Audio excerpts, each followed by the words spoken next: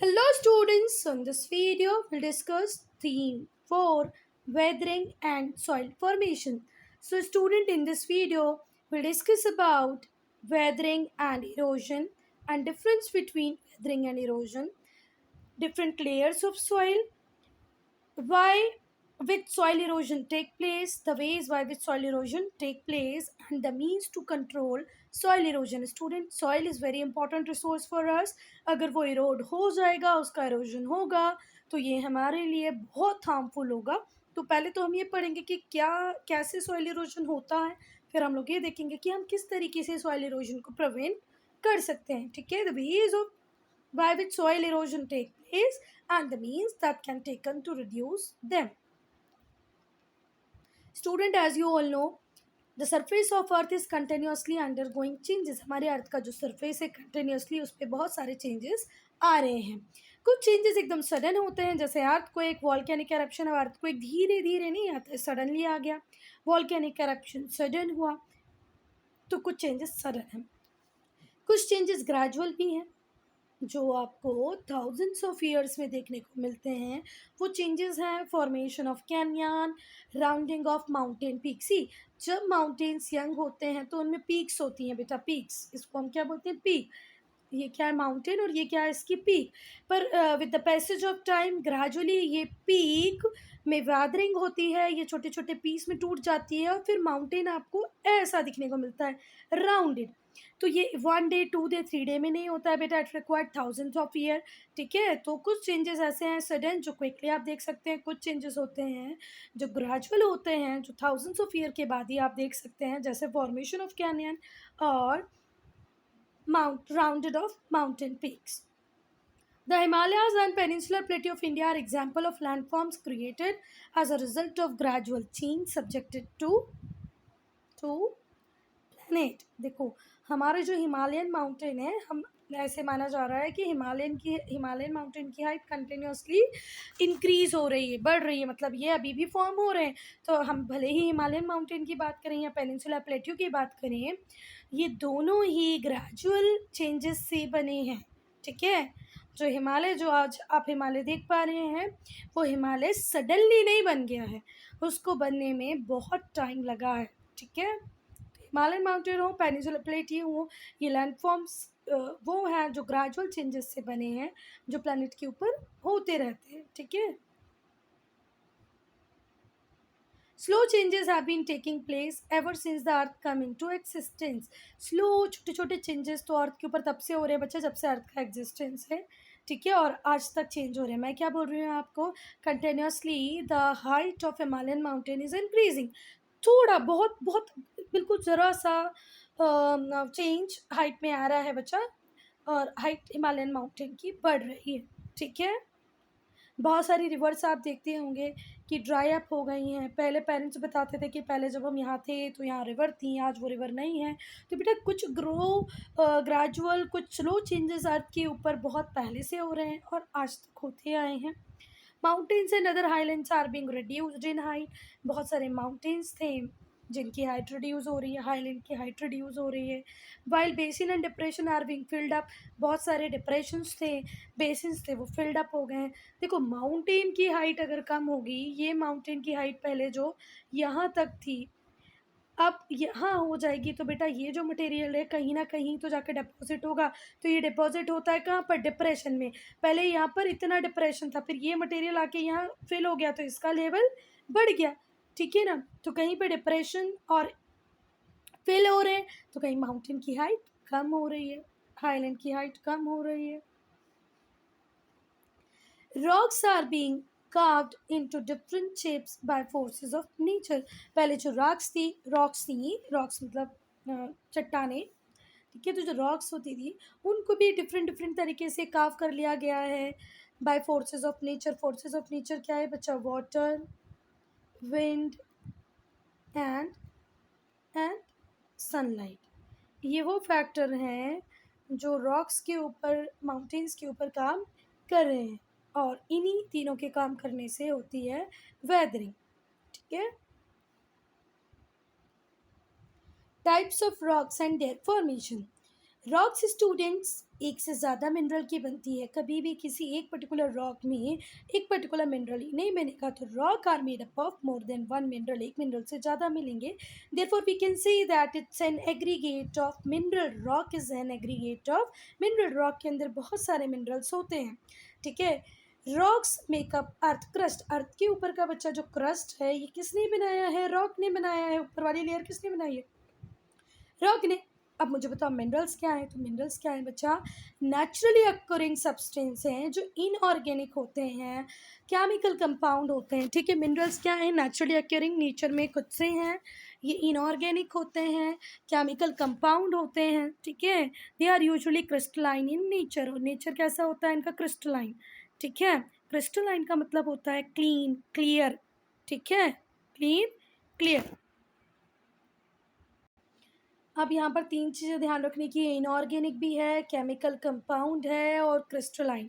Crystalline तो मैंने बताया जो साफ है, स्वच्छ है, क्लीन है, ठीक है।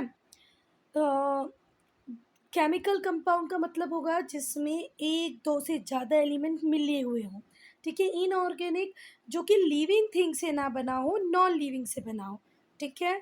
तो मिनरल्स वो सब्सटेंस है जो केमिकल कंपाउंड है, इनऑर्गेनिक सब्सटेंस है, क्रिस्टलाइन है नेचर से कैसे? Crystalline.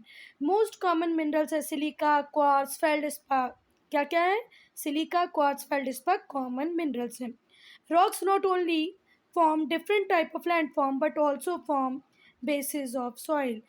Rocks not only form different type of landform, rocks सिर्फ different landforms को नहीं बनाते बच्चा, पर soil के बेस को भी बनाने का काम कर रहे हैं, ठीक है। रॉक एक डिफरेंट लैंडफॉर्म ही नहीं बनाती बच्चा, सॉइल फॉर्मेशन में भी रॉक का एक इम्पॉर्टेंट रोल होता है। फिर से मैं बोल रही हूँ, ध्यान रखना, rock different type of landform ही नहीं बना रही है, जबकि जो मिट्टी है, जो सॉइल है, उसको बनाने में भी हेल्प कर रही है। अगर हम अकरेंस की बात करें, according to the mode of occurrence and formation, rocks can be classified. Formation के हिसाब से तीन टाइप में आप रॉक्स को डिवाइड कर सकते हो, इग्नियस, सेडिमेंट्री, मेटामॉर्फिक। कितने टाइप की रॉक्स है बच्चा फॉर्मेशन के according? Igneous, sedimentary, metamorphic. Igneous, sedimentary, metamorphic. Comparative study पढ़ेंगे हम रॉक्स की। Igneous rock formed by eruption of molten magma or lava which cools and solidified within on the surface of volcano। बेटा जब volcanic eruption हुआ तो यहाँ से लावा निकला, यहाँ से लावा निकला, जब ये सॉलिडिफाई हो गया, ठंडा हो गया, तो ये यहीं पर इसने क्या बना लिए? माउंटेन्स बना लिए, ठीक है। तो इसी को क्या बोला हमने? Igneous rock. ये जो इग्नियस रॉक है, ये किस वर्ड से आया है? इग्निस वर्ड से आया है, जिसका मतलब होता है फायर। जो वॉल्केनिक एरप्शन होते हैं तो फायर की तरह दिखता है ना, है ना। फायर लगी, ऐसा लगता है कि आग लग गई है कहीं पर, तो इग्निस, इग्निस का मीनिंग होता है फायर, वहाँ से आया है इग्नियस रॉक, ठीक है। अब इग्नियस रॉक की टाइप है इंट्रूसिव इग्नियस रॉक। पहला टाइप है intrusive igneous rock. When magma unable to reach the surface of the earth. देखो कई बार क्या होता है, ये जैसे सपोज करो वॉल्केनिक एरप्शन है, यहाँ पर लैंड, तो यहाँ पर से वॉल्केनिक एरप्शन होगा और लैंड के ऊपर सॉलिडिफाई होगा। अगर ऊपर आ जाता है तो अलग टाइप की रॉक बनेगी। पर कई बार बेटा यहीं पर वॉल्केनिक एरप्शन यहाँ से तो स्टार्ट होता है, पर इन्हीं चैम्बरों में दब जाता है, अंदर ही जब वो रह जाता है, तो हम इसे बोलते हैं इंट्रूसिव इग्नियस रॉक, कि उसने जो लैंडफॉर्म था उसके ऊपर वो आया ही नहीं है। अभी कहाँ पर है? सिर्फ सपोज करो ये वॉल्केनिक एरप्शन यहाँ से होगा और ये लैंड, ये अंदर वाला पार्ट है, तो यहाँ से मैग्मा ऊपर की तरफ तो आएगा, पर वो अंदर ही कहीं सॉलिडिफाई हो गया, ऊपर आ ही नहीं पाया, तो इसको हम बोलेंगे इंट्रूसिव रॉक्स, ठीक है। When magma is unable to reach the surface of the earth, surface तक पहुंचा ही नहीं, क्रैक्स में ही, फिशस में ही क्या हो गया? वो सॉलिडिफाई हो गया। The grains are large in size, they take long time to cool beneath the surface. और बेटा इसमें जो ग्रेन्स होंगी वो बड़े साइज़ की होंगी, जिनको ठंडा होने में टाइम बहुत ज़्यादा लग जाएगा। They are crystalline in nature, और कैसी होंगी? ये क्रिस्टलाइन होंगी नेचर में। आप कैरेक्टरिस्टिक्स हार्ड रॉक्स होंगे, ऑब्वियसली बात है, मेटल हैं, हार्ड रॉक्स होंगे, डार्क होगा कलर में, basic oxides are high and light coloured when acidic, ठीक है। Dark in colour when basic oxide ज़्यादा होंगे तो डार्क कलर की होंगी, एसिडिक होंगे तो लाइट कलर की होंगी। ठीक है, अब डिपेंड करेगा कि क्या चीज़ निकली है मैग्मा में। डार्क कलर अब कब होगा बेटा, जब बेसिक ऑक्साइड ज़्यादा हो। लाइट कलर कब होगा, जब एसिडिक नेचर की हो। एग्जाम्पल हैं बसाल्ट, ग्रेनाइट, डोलराइट, गैब्रो, डियोराइट, पैगमेटाइट। ठीक है, ये काय के एग्जाम्पल है बच्चा, इग्नियस रॉक के। फिर से हम देखेंगे बसाल्ट, ग्रेनाइट, डोलराइट, गैब्रो, डायोराइट, पैगमेटाइट। किसके एग्जाम्पल हैं ये, इग्नियस रॉक के। क्रिस्टलाइन होती हैं, एब्सेंस होती है लेयर की, लेयर्स नहीं होती हैं। Generally water does not pass through, generally ये जो इंट्रूसिव इग्नियस रॉक है इससे वाटर पास नहीं होता है। ठीक है, दूसरा टाइप है इग्नियस का, एक्सट्रूसिव इग्नियस रॉक। अब क्या हुआ है बच्चा, अर्थ के सरफेस पे एरप्शन हुआ है और अर्थ के सरफेस पे माउंटेन बने हैं तो वो होंगे extrusive igneous rock. When magma reaches the surface of the earth during a volcanic eruption, volcanic eruption में मैग्मा अर्थ के सरफेस को टच कर गया, वहाँ पर सॉलिडिफाई हुआ तो क्या बनी, extrusive igneous rock. The grains are fine due to rapid cooling, grains बहुत छोटे होते हैं। Grains are fine due to rapid cooling, they are not crystalline, और ये क्रिस्टलाइन नहीं होती, जैसे बसाल्ट एग्जाम्पल है। Associated with volcanic activity hence found in volcanic region, कहाँ मिलेंगे ये आपको, वॉल्केनिक रीजन में मिल जाएंगे। रॉक, इग्नियस रॉक के एग्जाम्पल आपको यहीं से पढ़ना पड़ेगा बेटा, बसाल्ट, ग्रेनाइट, टोलोराइट, ये इंट्रूसिव के और एक्सट्रूसिव दोनों के एग्जाम्पल हैं। Now sedimentary rock, form by sediment deposit by the river. कैसे बनती है बेटा, रिवर जब अपने साथ आती है तो बहुत सारे सेडिमेंट को लेके आती है और एक जगह इकट्ठा करने लगती है। ठीक है, तो यहाँ पर क्या बनेगी बेटा, सेडिमेंट्री रॉक। ठीक है, they get deposited in layer which they compact and become hard. जब एक के ऊपर एक, जब ऊपर लेयर तैयार होती जाएगी बेटा तो नीचे वाली लेयर पे कंटिन्यू क्या लग रहा होगा, प्रेशर। प्रेशर के कारण ये रॉक क्या होती जा रही है, हार्ड होती ये स्टोन्स हार्ड होते जा रहे हैं और क्या बना रहे हैं, सेडिमेंट्री रॉक्स बना ले रहे हैं। ठीक है, mechanically formed sedimentary rocks conglomerates. ठीक है, मैकेनिकली फॉर्म्ड सेडिमेंट्री रॉक का एग्जांपल है conglomerate. Organically form sedimentary rock का एग्जाम्पल है कोल और पेट्रोलियम। दोनों में ध्यान रखना बच्चा, मैं पूछ सकती है मैकेनिकली फॉर्म सेडिमेंट्री रॉक का एग्जाम्पल है तो क्या बोलोगे, कॉन्ग्लोमेरेट्स। अगर ऑर्गेनिक फॉर्म की बात करेगी, ऑर्गेनिकली फॉर्म की, तो क्या लिखोगे, कोल और पेट्रोलियम। ये लेयर्स में फॉर्म होती है, इसमें फॉसिल्स होते हैं और रॉक्स पोरस होती है, परमिएबल होती है। अच्छा एक बात सुनो, देखो एक लेयर तैयार हुई सेडिमेंट्स की, फिर कोई कीड़ा इसके ऊपर आके दब गया, दूसरी लेयर तैयार हो गई, फिर कोई प्लांट, ट्री लीव्स यहाँ आके गिर गए, फिर एक लेयर और तैयार हो गई। तो बेटा ये जो प्लांट रिमेन्स है, एनिमल रिमेन्स है, इन्हें ही हम फॉसिल्स बोलते हैं। तो पहली बात तो ये लेयर्स में तैयार होती है। ठीक है, दूसरी बात इसके अंदर फॉसिल्स भी होते हैं, ये पोरस होती है, पानी को पास करने देती है। अभी हमने देखा था ना, इग्नियस रॉक से पानी पास, वाटर को पास नहीं होने दे रही थी, ये वाटर को पास होने देती है। कॉमन सेडिमेंट्री रॉक के एग्जांपल हैं sandstone, shale, limestone, rock salt, gypsum, coal. Gypsum, coal, rock salt, limestone, shale, sandstone, these are example of sedimentary rocks. Student, जो थर्ड कैटेगरी है जिसे हम मेटामॉर्फिक रॉक बोल रहे हैं या अल्टर्ड और चेंज रॉक बोल रहे हैं, इनका इनका जो बेस है मेटामॉर्फिक रॉक का, वो कहाँ से आ रहा है बच्चा, वॉल्केनिक रॉक से आ रहा है, और मतलब इग्नियस रॉक से आ रहा है और सेडिमेंट्री रॉक से आ रहा है। ये रही इग्नियस रॉक जो वॉल्केनिक एरप्शन के साथ बनी, ये सेडिमेंट्री रॉक रही जो सेडिमेंट्स के एक्यूमुलेट होने के साथ बनी। बेटा इन दोनों पे जब इंटेंस हीट लगेगी, प्रेशर लगेगा। प्रेशर कैसे लगेगा बेटा, जब ऊपर कोई नई लेयर चलती जाएगी तो नीचे क्या लगाएगी, प्रेशर लगाएगी। जब इग्नियस रॉक पे और सेडिमेंट्री रॉक पे इंटेंस हीट होगी, प्रेशर लगेगा, तो ये काय में कन्वर्ट कर जाएंगी बच्चा, मेटामॉर्फिक रॉक में कन्वर्ट कर जाएंगी। When tremendous heat and pressure both igneous and sedimentary rock are changed into new rock called metamorphic rock। बहुत सारा ट्रमेंडस प्रेशर लग जाए इग्नियस और सेडिमेंट्री रॉक में तो वो अपने आप को क्या में कन्वर्ट कर लेती है, मेटामॉर्फिक रॉक में। The chemical composition of the rock change to form new rock. और बच्चा जब इतना इंटेंस हीट और प्रेशर लगेगा तो कुछ ना कुछ केमिकल चेंजेस भी होंगे, केमिकल कंपोजिशन में भी चेंजेस होंगे। एग्जाम्पल में पहली है thermal metamorphic rock. Heat is responsible in bring about change. Thermal metamorphic rock में मेजर एलिमेंट कौन सा? Heat, sunlight. ठीक है, हीट ज़्यादा काम कर रही है किसमें? थर्मल मेटामॉर्फिक रॉक में। ठीक है, सेकेंड है डायनेमिक मेटामॉर्फिक। तो डायनेमिक मेटामॉर्फिक में प्रेशर का रोल है। ठीक है, to bring about change in the rock. फिर से ध्यान रखना, पहला हमने पढ़ा है थर्मल। थर्मल में कौन काम करेगा? हीट। फिर हमने पढ़ा डायनेमिक मेटामॉर्फिक। डायनेमिक मेटामॉर्फिक में कौन काम कर रहा है? प्रेशर। एक में हीट काम करता है, एक में प्रेशर काम करता है। अच्छा, दूसरी बात, इतना प्रेशर लग जाता है कि लेयर नहीं होती है। ठीक है, अगर कोई सेडिमेंट्री रॉक भी थी जिसके अंदर लेयर थी, अब इसके ऊपर इतना प्रेशर लगेगा बेटा कि लेयर्स अपने आप में इंटरमिंगल हो जाएगी। लेयर्स नहीं होंगी, फॉसिल्स नहीं होंगे, फॉसिल्स भी नहीं होंगे, क्योंकि ऑलरेडी रॉक तो बनी हुई है। रॉक पे कोई ऊपर से डिपॉजिट नहीं होने वाला है।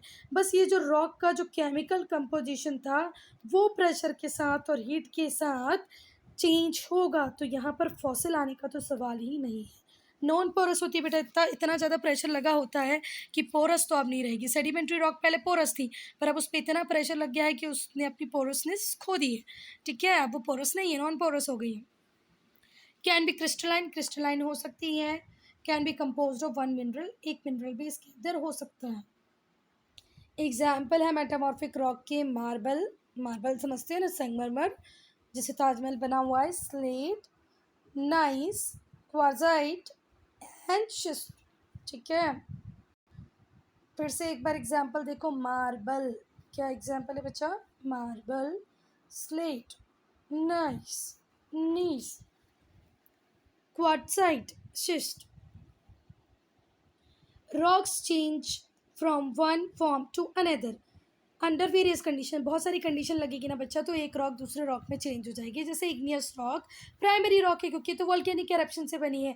जब इसमें इरोजन एक्टिविटी होगी, ये माउंटेन है, ये इसमें इरोजन एक्टिविटी होगी तो यहाँ के जो टूटे हुए टुकड़े हैं वो यहाँ जाके जमते जाएंगे।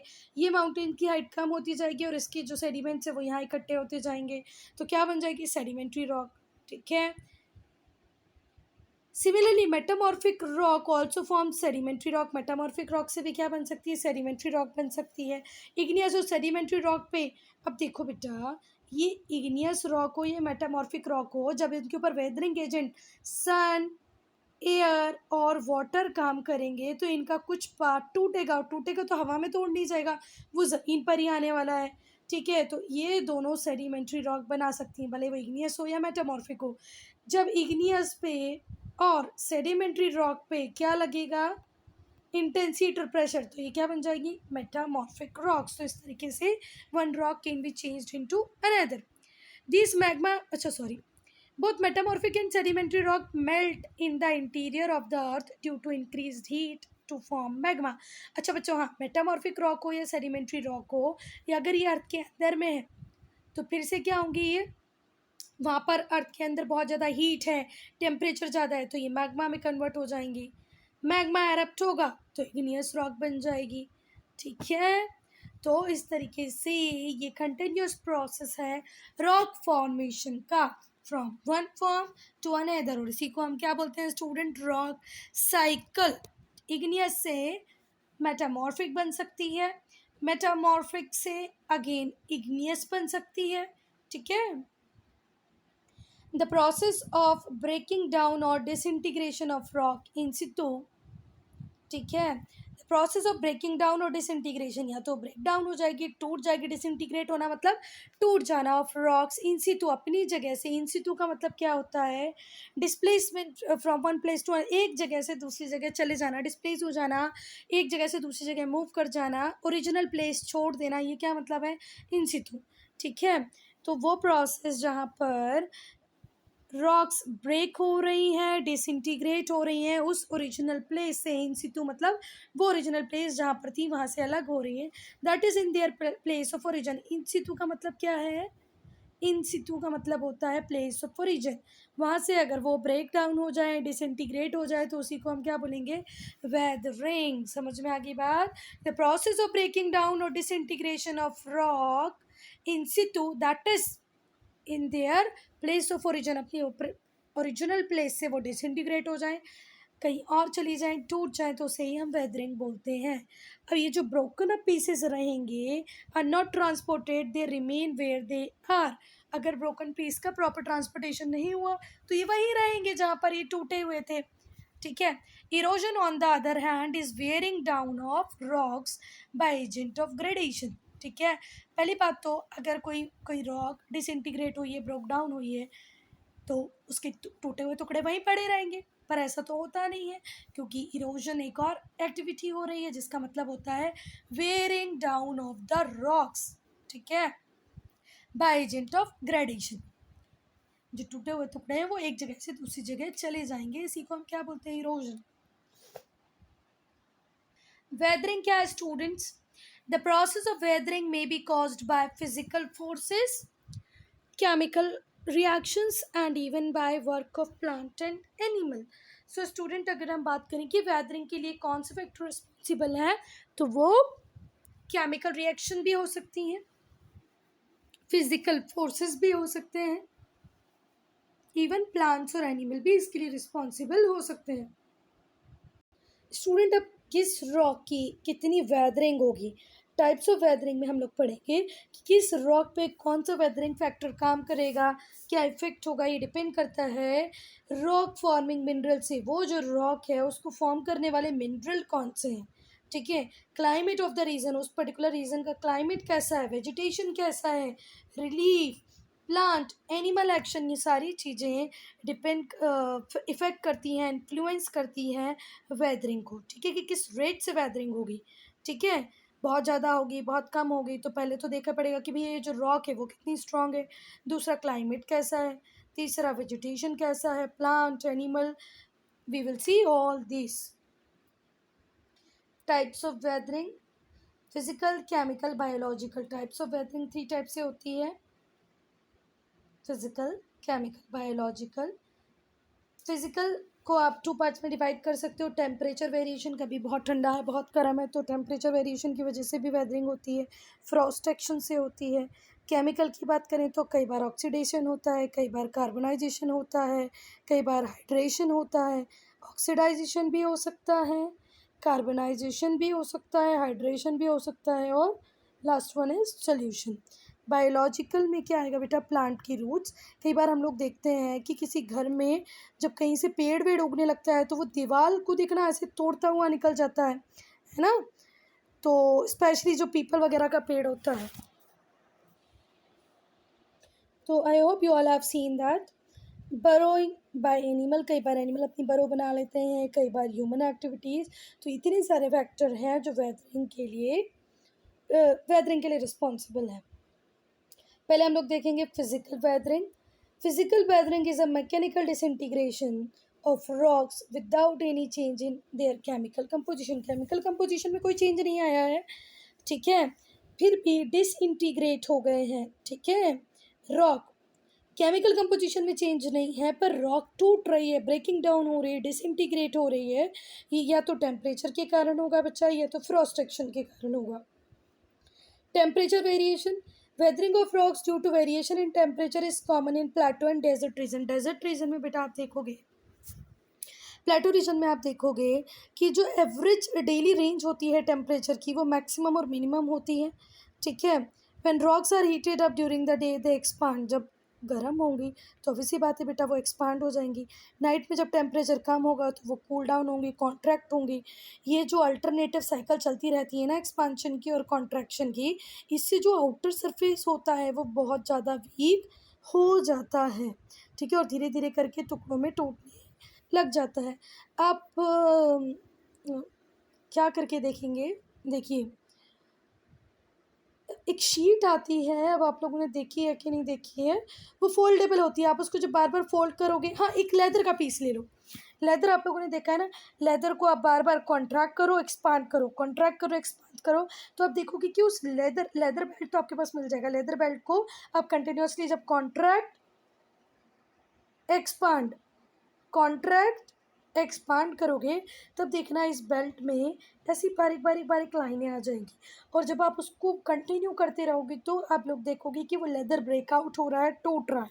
ठीक है, तो ऐसा ही होता है टेम्परेचर वेरिएशन के कारण। दिन में जब टेम्परेचर ज़्यादा होता है, रॉक एक्सपांड होती हैं, कम हो जाता है तो रॉक कॉन्ट्रैक्ट होने लगती हैं, और यही कंटिन्यूस कॉन्ट्रैक्शन और एक्सपांशन भाई क्रैक्स ला देता है रॉक्स के अंदर, और फिर वो ब्रोकन अवे हो जाती है अपनी रॉक से।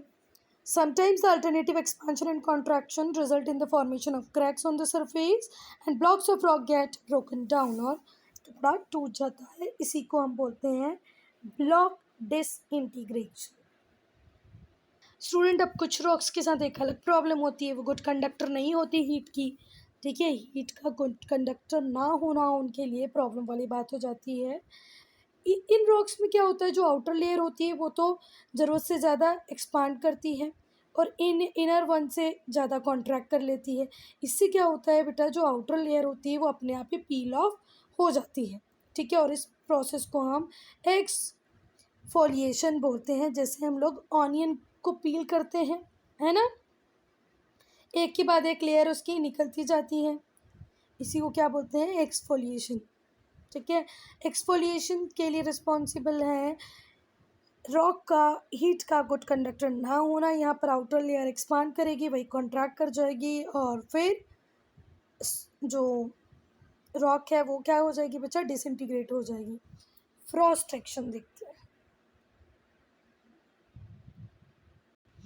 This type of weathering is common in mountainous region and cold places और माउंटेनियस रीजन पे ही फ्रॉस्ट एक्शन पॉसिबल है। फ्रॉस्ट एक्शन कहाँ पर हो सकती है बेटा, या तो आप माउंटेनियस रीजन पे हो या कोल्ड रीजन पे हो। ठीक है, जहाँ पर टेम्परेचर फ्रीजिंग पॉइंट से नीचे जाता है। फ्रीजिंग पॉइंट मतलब 0 डिग्री पे जो वाटर होता है वो आइस बनने लग जाता है बच्चा। तो 0 के नीचे जहाँ पर टेम्परेचर जाएगा, अगर कोई रॉक है उसमें कोई बारीक सा क्रैक आया है, इस क्रैक के अंदर वाटर एक्यूमुलेट हो गया, वाटर फिल अप हो गया जब रेनफॉल हुई। ठीक है, पर रात में या एक टाइम के बाद जब टेम्परेचर बहुत ज़्यादा कम हो जाएगा तो ये यहाँ पर फ्रीज होने लग जाएगा। ठीक है, क्या होने लग जाएगा बच्चा, फ्रीज होने लग जाएगा। Rain water that fills up the cracks and fissures of the rock freezes, वो पानी जो रॉक्स के अंदर भरा हुआ है वो क्या बन जाए, जम जाएगा बच्चा। Since ice has more volume, बेटा आइस का वॉल्यूम ज़्यादा होता है वाटर से, तो वो प्रेशर एक्सर्ट करेगा किसके ऊपर, रॉक के ऊपर, और रॉक में क्या आने लग जाएंगे, क्रैक आने लग जाएंगे। अगर ये प्रैक्टिकल आपको करना है तो एक बॉटल लो, वो बॉटल जो रेफ्रिजरेटर में आप रखते हो प्लास्टिक की बॉटल, उसको पूरा फिल कर दो। क्या कर दो, पूरा फिल, मतलब उसमें अंदर जगह ही नहीं रहने दो, मुंह तक पूरा उस बॉटल को फिल कर दो, है ना। फिर उसको लगा के फ्रीज़र में रख दो। जब आप सेकेंड डे उस बॉटल को खोलेंगे तो कहीं ना कहीं से वो स्वेल हो चुकी होगी, फूल चुकी होगी। ठीक है, या हो सकता है टूट भी गई हो। ठीक है, तो सेम आपको करके देखना है। तो एक छोटी सी बॉटल लें, उसको कम्प्लीटली फिल कर दें और फिर उसको फ्रीजर में डालें। जब आप सुबह उसको देखेंगे तो वो कहीं से स्वेलन अप हो जाएगी, या तो हो सकता है वो ब्रेक भी हो जाए। चलो, इसके लिए यहाँ पर बहुत अच्छे से दिया है। स्टूडेंट देखो, ये रॉक में यहाँ पर क्रैक्स थे। ठीक है, तो इस क्रैक्स के थ्रू क्या हुआ, वाटर अंदर गया। ठीक है, रेनफॉल में जो रेनफॉल हुई वो अंदर की तरफ चली गई, और जहाँ जहाँ भी उसको प्लेस मिली वो वहाँ जाके वाटर रेस्ट हो गया। जब 1 डिग्री मतलब एक पर्टिकुलर डिग्री से टेम्परेचर नीचे आया, फ्रीजिंग पॉइंट पे आया, आइस से ज़्यादा जगह किसको, वाटर से ज़्यादा जगह लगती है आइस को, तो ये उसको ऐसे क्रैक करेगा, फोड़ने की कोशिश करेगा, और देखो यहाँ पर ओपन हो जाएंगे जॉइंट, 2 पार्ट डिवाइड हो जाएगी रॉक। तो भाई वाटर में भी बहुत ताकत है। स्टूडेंट्स, ये जो फ्रॉस्ट एक्टिविटी है ये जहाँ माउंटेन के लिए ख़राब है, वहीं कुछ क्लाइमेट, टेम्परेट क्लाइमेट के लिए बहुत सूट करती है। फ्रॉस्ट एक्शन बहुत यूज़फुल होता है क्रॉप कल्टीवेशन में, क्योंकि जब विंटर सीजन होता है the moisture in the plot soil freezes, moisture क्या हो जाएगा, ज़मीन के अंदर जो पानी की क्वांटिटी है वो फ्रीज़ हो जाएगी, जम जाएगी। व्हेन इट थॉज इन स्प्रिंग, जैसे स्प्रिंग आएगी टेम्परेचर थोड़ा सा बढ़ना चालू होगा, the soil is broken up into fine grain, और छोटे छोटे फाइन ग्रेन्स में सॉइल डिवाइड हो जाएगी और फार्मिंग को ईजी बना देगी। तो जो एक चीज़ रॉक्स के लिए हार्मफुल है वही हमारे टेम्परेट रीजन की सॉइल के लिए बहुत ज़्यादा वैल्यूएबल है। नाउ केमिकल वेदरिंग, अब केमिकल वेदरिंग क्या होता है बेटा? Some rocks disintegrate when they come in contact with water और एटमॉस्फेरिक गैसेस। कुछ रॉक्स इसलिए भी टूट जाती हैं क्योंकि वो किसके कांटेक्ट में आई? वाटर और atmospheric gases. The minerals in the rock undergo changes in their chemical composition and appearance thus become weak.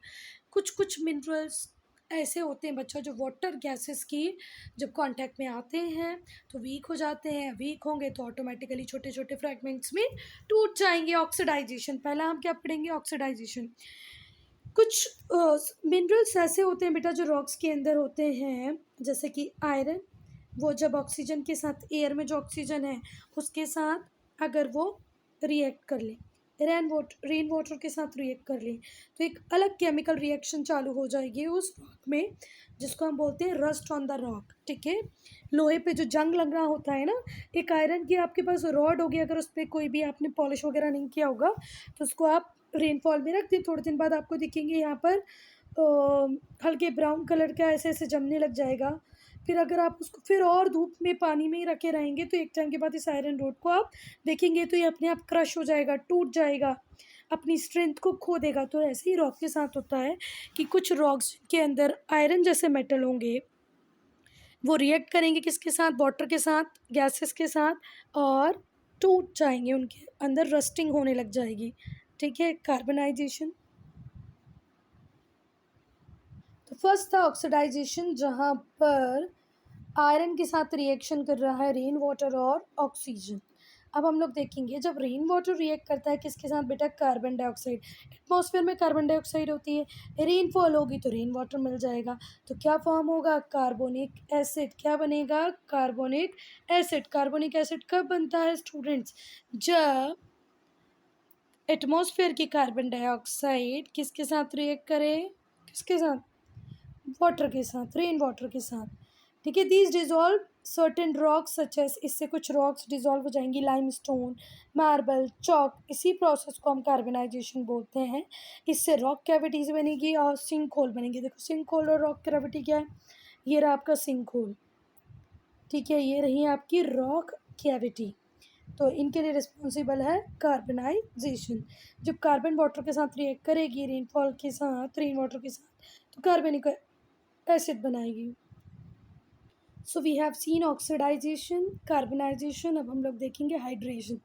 बेटा हाइड्रोजन वाटर में होती है, H2O, हाइड्रोजन की दो एटम जब ऑक्सीजन के साथ कंबाइन करते हैं तो वाटर बनता है। And air react with the, अगर एयर और हाइड्रोजन जो वाटर में प्रेजेंट है वो रॉक के साथ रिएक्शन करें, उनमें डिज़ोल्व हो जाए, the process is called hydration. When hydrogen present in water and air react with rock and dissolved in them, the process is called hydration. The change of feldspar into kaolin is an example of hydration. Feldspar इसी reaction के कारण kaolin में convert हो जाता है। इसी process को हम हाइड्रेशन कहते हैं। Solution. When rainwater dissolve certain soluble mineral present in the rock such as rock salt or gypsum, they weaken and finally break down. बेटा जब रेन वाटर डिजॉल्व हो जाए कुछ सॉल्युबल मिनरल्स में, जैसे रॉक सॉल्ट, नमक है, नमक तो पानी में घुल जाता है बच्चा, और जिप्सम, तो ये वीक हो जाएंगे और इसी को क्या बोलेंगे? Solution. Now, biological weathering. Biological weathering is brought about by plant roots, earthworm, burrowing animals, and human activity. Biological weathering के लिए responsible है plant की root, earthworm, burrowing animal, and human activities. As the root of plant and trees grow inside, जैसे ही roots बढ़ती जाती हैं, आप लोगों ने कई बार देखा होगा किसी पॉट में आप किसी प्लांट को लगाते हैं तो थोड़े टाइम जब तक वो प्लांट छोटा होता है वो पॉट ठीक है, फिर आप देखेंगे कि थोड़ा सा वो जो आपका पॉट है वो ब्रेक होने लगता है। क्यों? क्योंकि जो रूट्स हैं वो बड़ी हो रही हैं, ग्रो कर रही हैं, साइज़ में स्वेलन हो रही हैं, तो इस पॉट को जैसे तोड़ देती हैं वैसे ही वो रॉक को भी तोड़ देती हैं। The crack gradually widen leading to breaking down of the rocks. Earthworm भी इसके लिए रिस्पॉन्सिबल है स्टूडेंट्स। पर ये चैप्टर का जो PDF आपने सेंड किया है ये हाफ है। That is why I am ending this video here only. If you have any doubt any problem to write in comment section, send me the complete PDF.